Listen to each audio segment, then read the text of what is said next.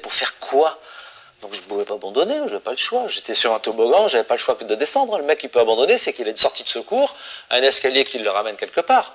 Quand tu es sur un toboggan, tu n'as pas le choix, tu descends. Hein, tu parles quand tu avais les dettes de Mythic Tout, Max. mais tout, depuis le jour où je suis parti de chez moi, jusqu'à aujourd'hui, j'ai jamais eu le choix. Ça t'arrivait pas de te dire je vais redevenir salarié? Mais non, parce que je savais que j'étais un mauvais salarié. Je savais que je ne pouvais pas... J'étais un mauvais salarié, moi, j'écoute rien. Quand on me dit d'aller à droite, j'ai la tête ailleurs. On me demande de mettre des chiffres, je me plante. Bah, tu vois, salarié de quoi? Si, j'aurais pu être à l'accueil où je portais des caisses. Ça, oui, je l'ai fait. 6 mois, j'ai fait ça. J'ai dit, ah, ça, j'étais même un bûcheron, j'étais nul. J'étais pas assez musclé et je m'écroulais sous les arbres. Donc, j'avais pas le choix. Donc, bah voilà, je continue. C'est bien de pas avoir le choix. C'est dur, mais c'est bien. À l'école, je crois que tu as redoublé, c'est ça? Je ne les ai pas du tout adaptés à l'école. Et du coup, les profs, ils te disaient quoi? Est-ce qu'ils te disaient, là, tu vas pas y arriver J'en sais rien parce que je leur ai jamais parlé et c'est réciproque, sauf un qui m'a donné qui a été la plus belle chance de ma vie pour plusieurs raisons. La première, c'est que c'est le seul qui m'a... Bon, il faut que je remette dans le contexte. Moi, quand j'avais 15 ans, il n'y avait qu'un seul truc qui m'intéressait, c'était la poésie. Chouette à vivre. Et la troisième chose qui va le plus nous intéresser là, c'est qu'on peut oublier un rêve lucide. Il y a une idée reçue qui dit qu'un rêve lucide, on va s'en rappeler parce qu'on était conscient pendant le rêve. Non, pas du tout. Pas nécessairement. Il subit le même traitement que les rêves. Ça veut dire qu'à votre réveil, vous pouvez oublier d'avoir fait un rêve lucide ou avoir le vague souvenir d'avoir fait un rêve lucide et de plus vous en souvenir du tout après. Et il suffit parfois que vous ayez eu un réveil, un vrai réveil durant la nuit et de vous rendormir pour que le lendemain, ce souvenir du rêve lucide, il soit complètement effacé. Et c'est bien ça le problème. On rêve tous et toutes chaque nuit. Même toi qui peut-être penses ne pas rêver, tu rêves. Sauf problème particulier, on rêve tous la nuit. Sauf que c'est difficile de se souvenir de ses rêves, encore plus à l'époque à laquelle on vit, où on a des réveils, on se réveille plus naturellement, on se réveille en mettant un réveil le matin. Souvent on a un très mauvais réflexe, à peine on se réveille, on prend le téléphone dans les mains et on passe à autre chose. Et le cerveau, il est fait pour évacuer le rêve de la nuit. Il est fait pour évacuer ce souvenir-là, pour pas qu'on le confonde avec la réalité, ou pour pas que plus tard on confonde le souvenir du rêve avec le souvenir de quelque chose qui se soit déjà passé. Il faut donc que vous domptiez votre mémoire onirique, et là aussi, vous avez beaucoup de chance, c'est extrêmement simple à faire. En gros, il y a 3 choses. Pourquoi? Parce qu'apparemment, il y a toujours 3 choses. La première chose, elle est simple, claire et logique, elle va vous changer la vie d'une manière générale. Ne vous jetez pas sur votre téléphone quand vous vous réveillez. C'est une mauvaise habitude, il faut s'en débarrasser. Moi, je l'ai eu aussi pendant un temps, je m'en suis débarrassé il y a quelques années. Quand vous vous réveillez, retrouvez-vous vous-même, prenez le temps de vous réveiller, de penser, de vous lever, de prendre votre petit déjeuner, de vous laver, et ensuite seulement vous prendrez votre téléphone. Donc n'allez pas directement capter de nouvelles informations parce que ça va encore plus vous déconnecter de vos rêves. En 2, du coup, comme quand vous vous réveillez, vous vous jetez plus sur le téléphone, eh bien gardez un petit peu les yeux fermés et essayez de vous rappeler un peu mieux de vos rêves parce qu'ils sont encore présents, ils sont pas très loin en fait. Donc vous pouvez retirer un peu comme le fil d'une pelote de laine. Vous avez un petit souvenir, attends, je rêvais ça, c'était quoi? Et vous tirez là-dessus mentalement et vous allez retrouver un peu l'intégralité du rêve. Donc refaites-vous un petit peu le rêve et un maximum d'informations. Alors sachez que les rêves, ils sont incohérents, ils sont décousus, ça passe d'une scène.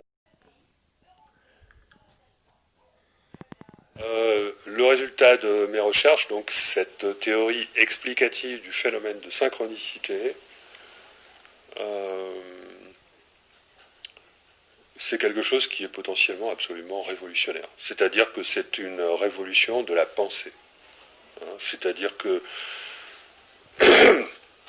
ça met complètement par terre quelque chose qui l'est déjà, d'ailleurs, cette notion philosophique du mécanicisme qui consiste à dire que tout est mécanique, que tout ce qu'on va vivre se crée dans le présent en conséquence de ce qui s'est produit dans le passé, c'est la causalité stricte, et qui est la croyance devenue pseudo-scientifique dans laquelle le monde occidental et sa science, et la science devenue pseudo-science, enfin il y a la vraie science ne dit pas ça, mais le fait de maintenir envers et contre tout une vision mécaniste de la réalité, c'est rentrer dans une technoscience devenue une pseudo-science qui est complètement erronée. Et donc ce qu'amène la compréhension du phénomène de synchronicité avec cette nouvelle physique où on propose un espace-temps flexible, c'est une révolution de la pensée.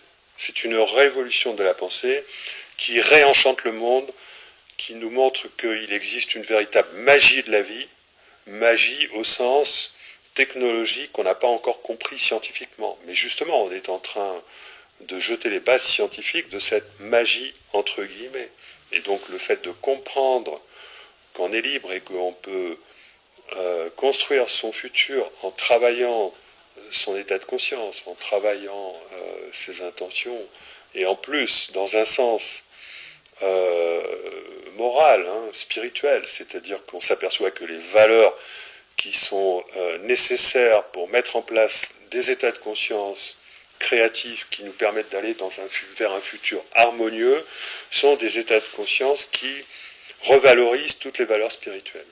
Bien ça, c'est quelque chose d'absolument fabuleux, extraordinaire. C'est un enseignement en plus, c'est un enseignement qui concorde, qui se recoupe avec les enseignements de tous les sages de l'histoire, ça se recoupe avec le bouddhisme, ça se recoupe avec le meilleur des messages que les religions ont pu malheureusement déformer pour en faire des systèmes de pouvoir. La religion a récupéré des connaissances qui ont malheureusement été aujourd'hui occultées pour en faire des systèmes de pouvoir. La science s'est construite par opposition aux religions, en niant la possibilité d'une transcendance. Et je pense que quelque chose nous dépasse, mais nous pousse à, en permanence, augmenter cette conscience qu'on a de nous au travers des difficultés qu'on rencontre. Et probablement que ce qui nous différencie des animaux, c'est d'avoir perdu certains réflexes pour sortir des moments de difficulté.